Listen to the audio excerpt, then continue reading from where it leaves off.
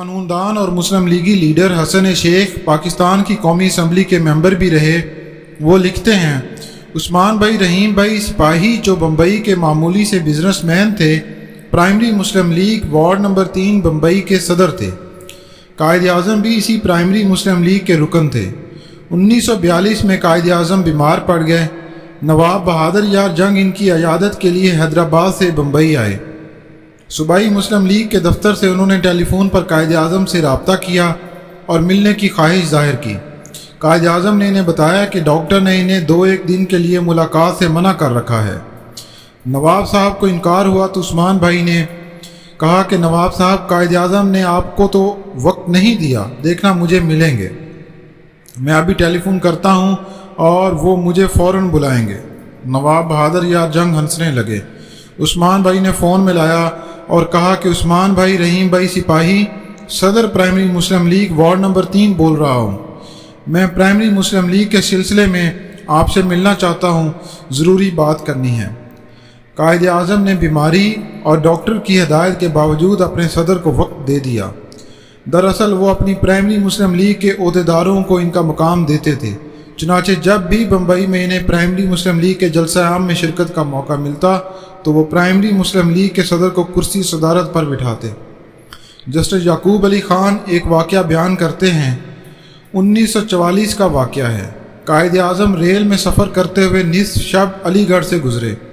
Railway station پر طلبہ کے ہجوم نے ان سے ملاقات پر اصرار کیا۔ ان کے سیکرٹری نے لاکھ منع کیا کیونکہ اس وقت قائد اعظم سوئے ہوئے تھے، لیکن طلبہ نہ مانے۔ قائد اعظم نے کھڑکی کھولی تو طلبہ نے کہا کہ ہمارے لیے کوئی پیغام دیجیے۔ قائد اعظم نے گرج دار آواز میں جواب دیا، جاؤ، جس طرح تم نے مجھے گہری نیند سے جگایا ہے اسی طرح قوم کو اس کی گہری نیند سے جگاؤ۔ پلیٹ فارم اللہ اکبر اور پاکستان زندہ باد کے نعروں سے گونج اٹھا۔ وفاقی وزیر محمود علی کہتے ہیں، ان دنوں آسام کی کافی زمین خالی پڑی تھی اور لوگ دوسرے علاقوں سے آ کر اس زمین پر آباد ہو رہے تھے اور اسے قابل کاشت بنا رہے تھے۔ کانگریس کی حکومت تھی، اس نے ان نئے آباد کاروں پر بے پناہ ظلم ڈھائے اور ایک تصوراتی لائن کھینچ کر کہا کہ ادھر کوئی نہیں آئے گا۔ بیچارے لوگوں نے محنت کی، دھان اگایا، کپاس اگائی اور ہندو نے انہیں مار بھگایا۔ ہم نے اس ظلم کے خلاف آواز اٹھائی اور قائد اعظم کے دورہ آسام کے موقع پر یہ مسئلہ مسلم لیگ کی مجلس عاملہ کے اجلاس میں پیش کیا۔ قائد اعظم نے کہا، خالی زمین پر آباد ہونا اور اسے زیر کاشت لانا ہر انسان کا حق ہے۔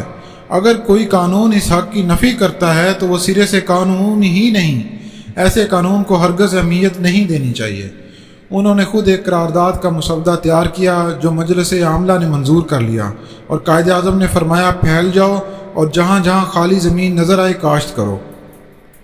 ایک واقعہ حسین امام کی زبانی، وہ کہتے ہیں، دلی میں قائد اعظم کا گھر سڑک کے عین اوپر تھا، لیکن گھر کا رخ سڑک کی دوسری جانب تھا۔